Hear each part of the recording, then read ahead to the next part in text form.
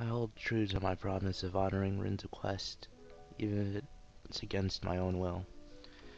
I try to redirect my focus into my studies, but end up zoning out during classes and doing only the minimum amount of work required.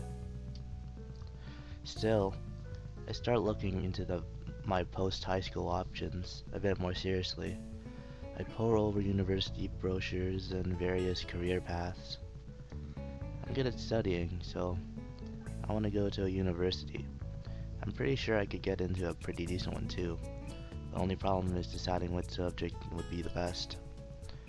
Kenji ridicules me about subjecting myself to the control of feminist teachers when I tell him about trying to get into a university. I don't ask him about what he wants to do in the future. I wonder what Rin thinks of her own future. I bet she's not as lost as I am, and if she is, it's probably in some completely different way. I feel somewhat disappointed in finding out that I can't stop thinking about her. Her request makes me worry about her and think about her more than I did when I could go and see her when I wanted. It bothers me that I can't. As I expected, I eventually crack. Late one afternoon, I got on the bus heading downtown. I try to avoid explaining to myself exactly why I'm doing this, and keep thinking about other things for the entire duration of the trip. After 5 minute walk, I'm standing in front of the gallery. I gotta check something real quick. I gotta check if something's on real quick, so I gotta be right back. Alright, I'm back. Okay. You might be able to tell what I was looking at just from the screen there. But yeah, after a 5 minute walk, I'm standing in front of the gallery.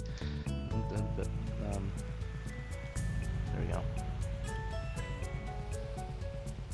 I walk past it to the door of the atelier, but at the last moment, I lose my courage and continue on all the way to the next corner, at which point I turn back.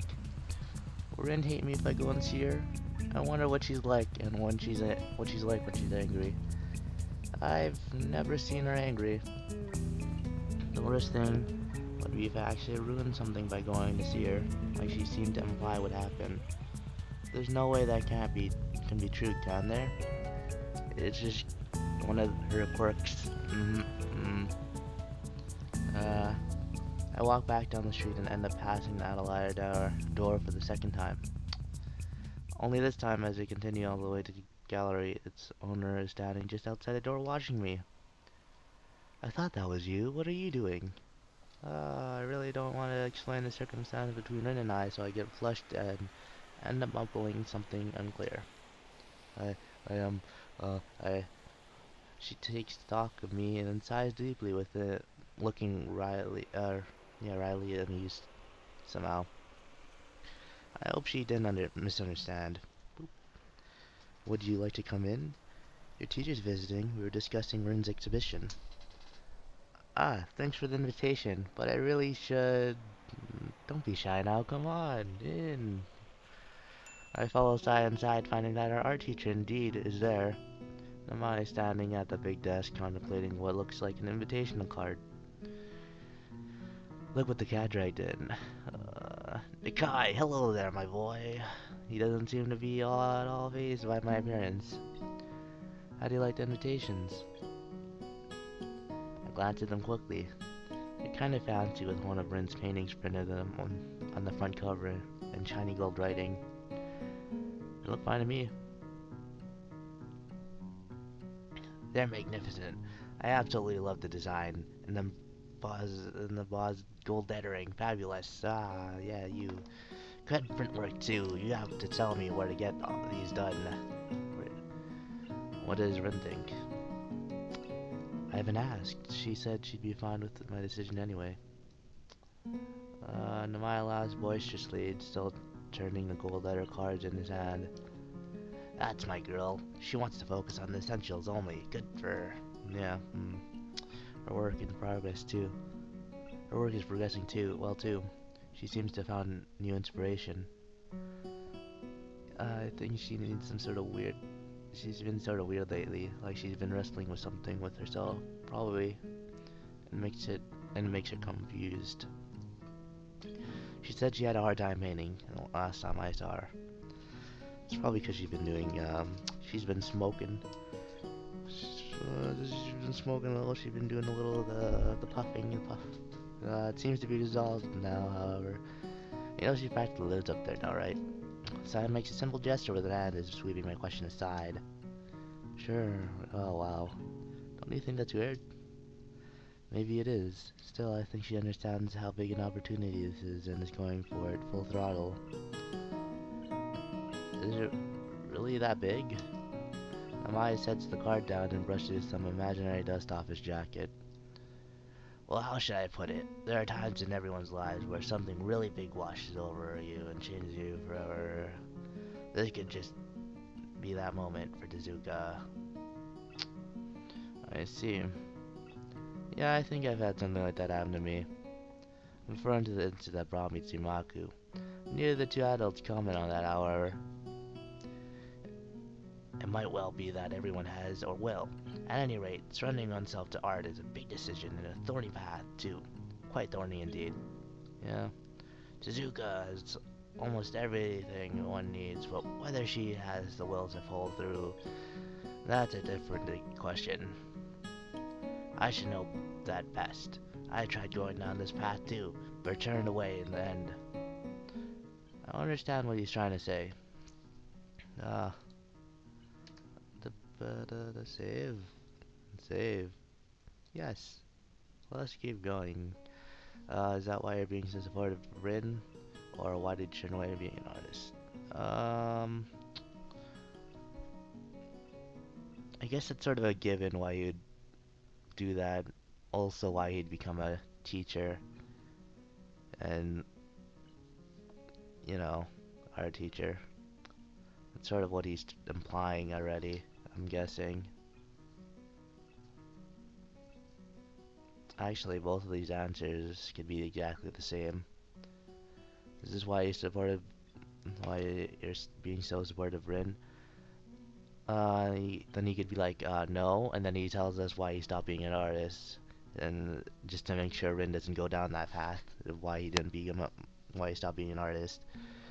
That could happen, you know. So these just don't really matter. I'm just gonna go with this one. Why did he stop exactly? You mentioned that before. I don't remember you mentioning that. Oh, that's a long story. Maya throws a sideways glance at the gallery owner, who has drawn her mouth into a thin straight line.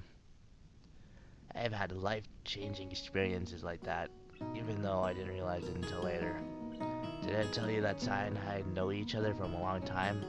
We studied at the same school. It's been, goodness, how long has it been? Please don't count the years, Shinichi. Oh, maybe you're right, at any rate. We were in school, we had this, friend, I should say. We were in the same program. I think we met Sai at some party. I got to know Sai through him, in fact. Well, he was a spectacular artist, much like Tezuka. Great talent despite the young age. He easily left the rest of us in the dust. We were good friends, he and I, but there were things that created friction in this friendship. It felt like I was watching him from afar. You weren't the only one. Maya coughs, looking embarrassed. At any rate, he ended up taking his own life. Such a tragedy. Whoa, I didn't expect that. In retrospective, that was what made me choose a career as a teacher in the end. Yeah. I never was that brilliant nor that passionate. I desperately wanted to be a career artist, but I wasn't suited for that. You were good enough. Perhaps I would have been, but this is what I ended up with. I just had to have the drive after he was gone. I'm fond of kids and enjoy all forms of art, so it felt rather natural to this path in life. But I think all that history with that friend of ours was the key thing. As sad as it was, a turning point, as they say. Sai stands up and digs in the pocket of her jacket for a cigarette and lighter. Her hands are shaking. I'm going out for a smoke. Wordlessly, Namaya and I both decide to follow her after a moment. I guess they're all having a nice smoke. We call Ren down. We can all just have just a big party. It's already dark outside. Sai standing with her back to us, taking sharp occasional drags on her cigarette. Its weak amber glow illuminates her face, framing her sharp jawline. Maybe it's best to call it a night.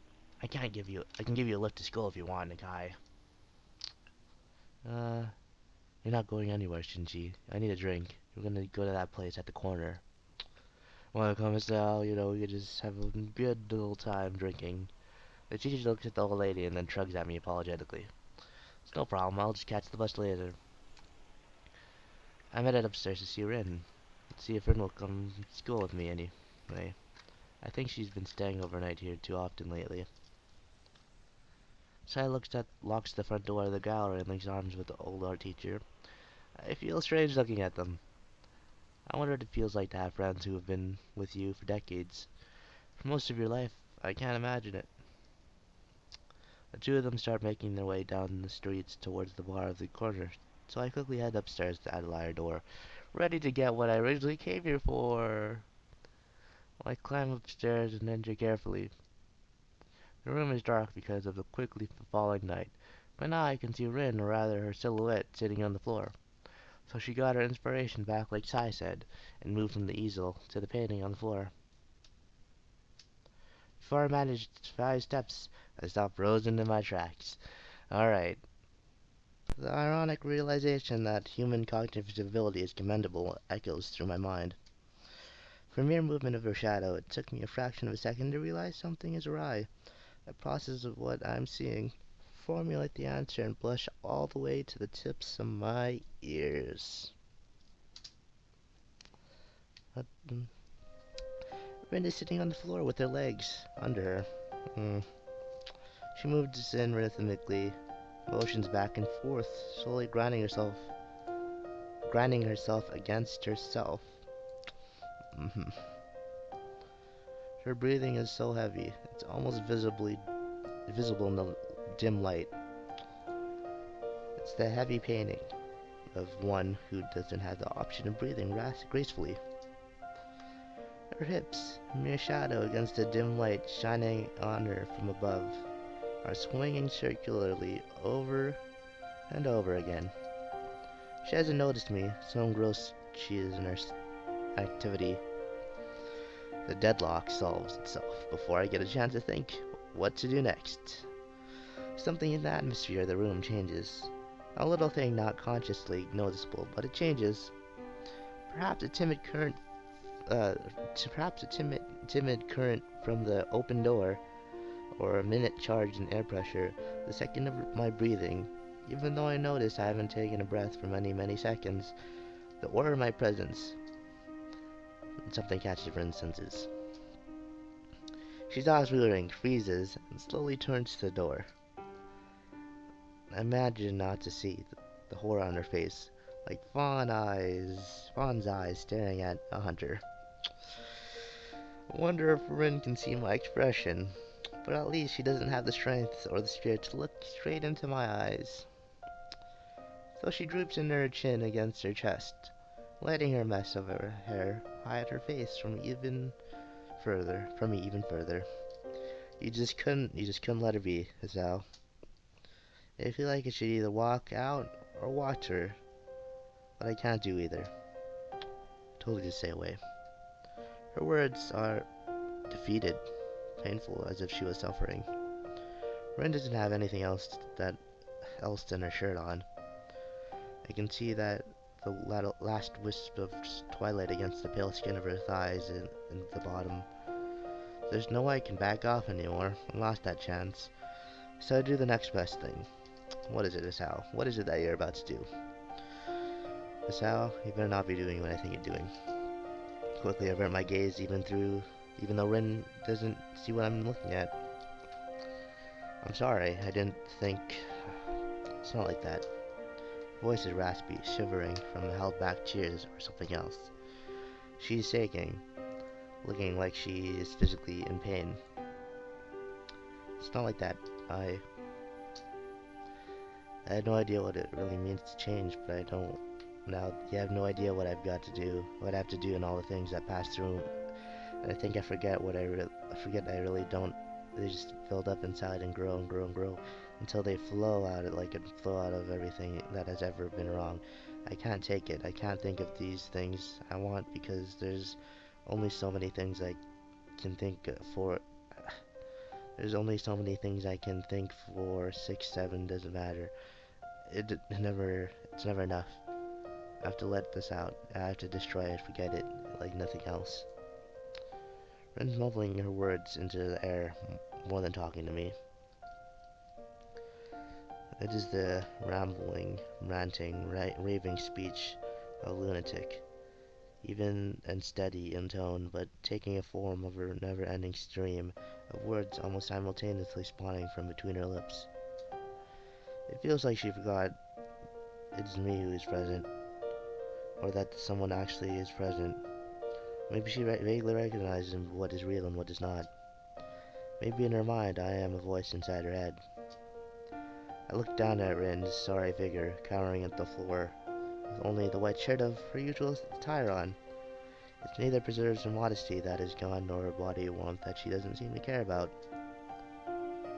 She looks more broken than I imagined, a human person being capable of, and the hospital and school have given me some real perspective on that. I remember the hazy blue smoke, and myself wondering what Rin would do for that sake of art. The realizing that Rin really is always serious hits me with its entire weight. She really and truly would destroy herself and her art if her art required it. I thought she was so silly with her strange ways, talking about personal change as if it was something sudden and concrete like waking up. I had no idea. This is her, laid bare in full front of my eyes, and all possible meanings of the word. Complete isolation here on the top floor of the building, in this room, in her mind. Day after day working on her paintings with no heed paid to anything else. Bringing herself to the reach that she wishes to reach. This obscene act that she does for reasons I'm not sure she herself understands. Why does she have to do this? I'm trying to connect the pieces, but I don't understand. I feel sad, scared, excited, disgusted, worried, a number of emotions I can't remember the name of now. I feel conflicted. I should go. I'm really sorry. It doesn't matter. My voice is dry and quiet, like sandpaper coming out of my throat. I really am sorry. Sorry for seeing this. I don't want to see her like this. All I can see is her sadness, her stress and despair. Is this what a limit means? Why would... How come Sai and Maya let Rin go this far? Or is it me who's to blame? I almost walk out right there, but at the last moment I turn around, steel myself, and watch Rin to crouch down behind her and lightly touch her forehead. She doesn't resist or react. I can't leave her like this. She's not well. She feels like she has a fever, freezing cold and burning hot at the same time. I wonder if she's got sick from staying out all night with me, then with me back then. It seems she's prone to get ill. This is the blanket on the couch. There's a blanket on the couch, but I wrap my arms around her instead of fetching it. She does not resist my clumsy hug, only slumps her head lower, deepening the shadows, hiding her face from me. What are you doing? Nothing. Not embracing her out of love, nor out of forgiveness. For I am in love, or she is sorry. I just want to hug her. For a moment, the only sound in the room was her heavy breathing. My body warmth shared between the two people, barely enough, but painfully slowly spread from me to her. This small warmth returning to Rin makes me more conscious of her body against mine. Even in the darkness, I can still feel the fleeting scent of Rin's hair, the sweat on her skin, the dried paint stuck in her shirt. I feel the hardness of her bones, the softness of her flesh. I'm sure you're feeling a different kind of heart too, Sal, let's be honest. Heartbeat echoing mine, out of the rhythm just like always. Hot blood rushing inside me reminds me of what I said and why I said what I said back then. I came back here after that. Why I'm here tonight again. I'm sure there's blood rushing somewhere else too as hell. Why am I hugging her now to keep her safe against the cold and the sadness? Rin has really grown on me and inside of my heart, claiming a small part of it as her own without even particularly trying. Rin, even if she wanted to push me away, I can't help this feeling.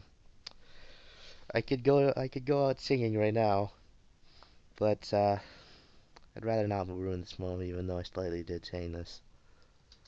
Well, you can't help this feeling anymore. Forgotten what I started fighting for. Are you alright, Rin? Not Rin. I think I broke. I painted some real good things. Incredible. But it hurt me. I can't handle this. Her voice cuts out, as there are no more words to say.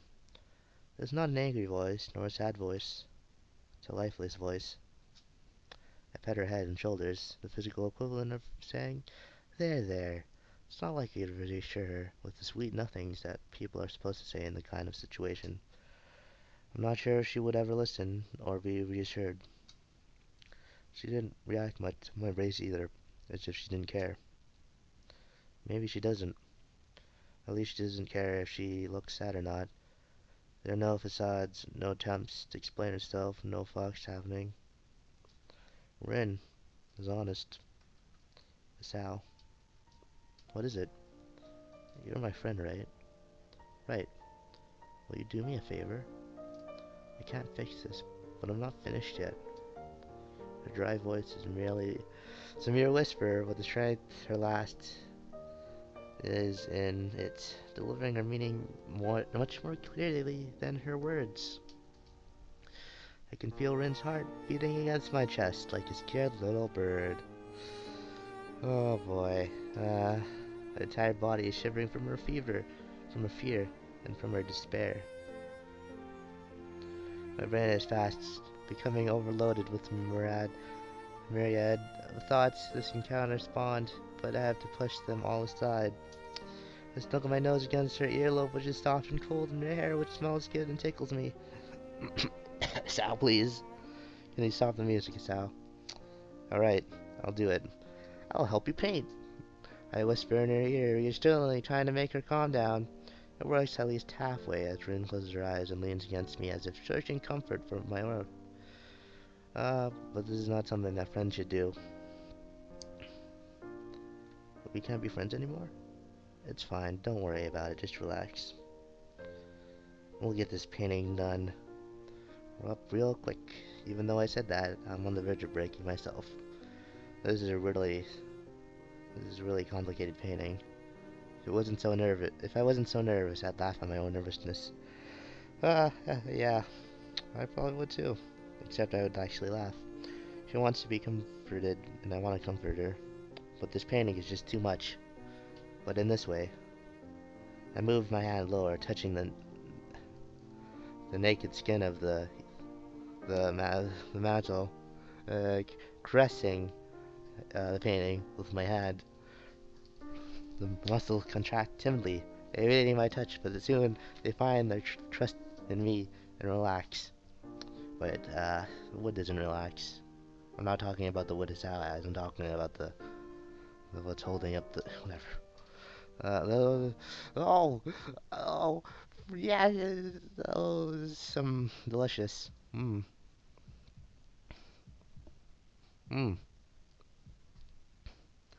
Rin grasps her breath like she's drowning, returning to reality because she has no other choice. Her entire body is in the throes of the slowly dying moment. Pearls of sweat are glistening on her forehead.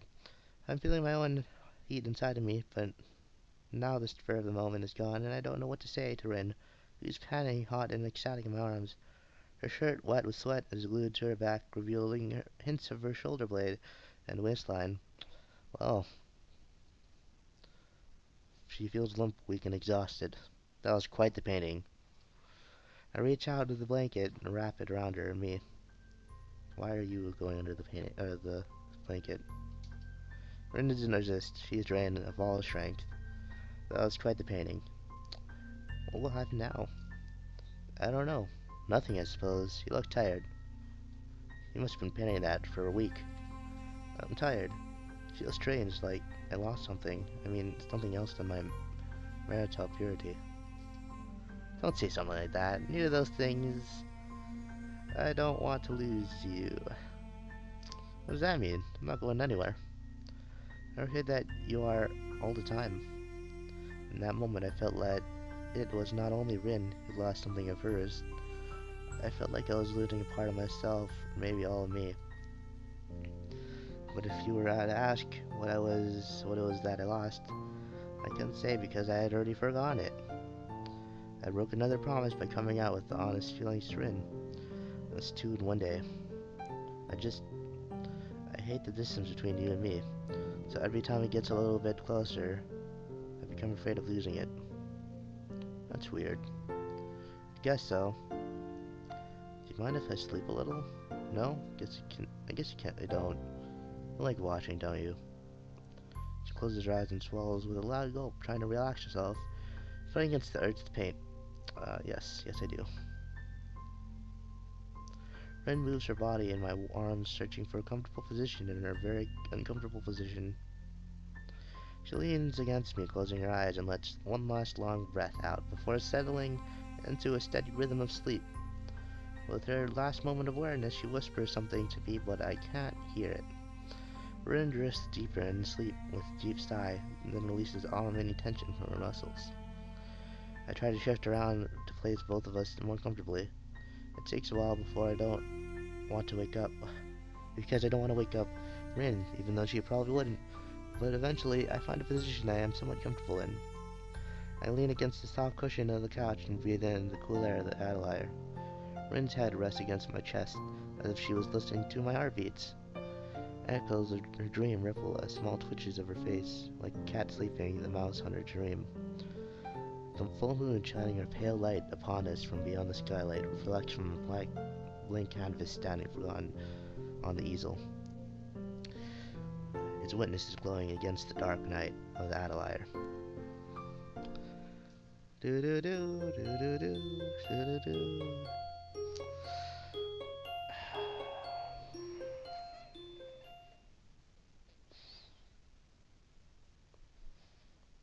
So, Sal helped Rin masturbate.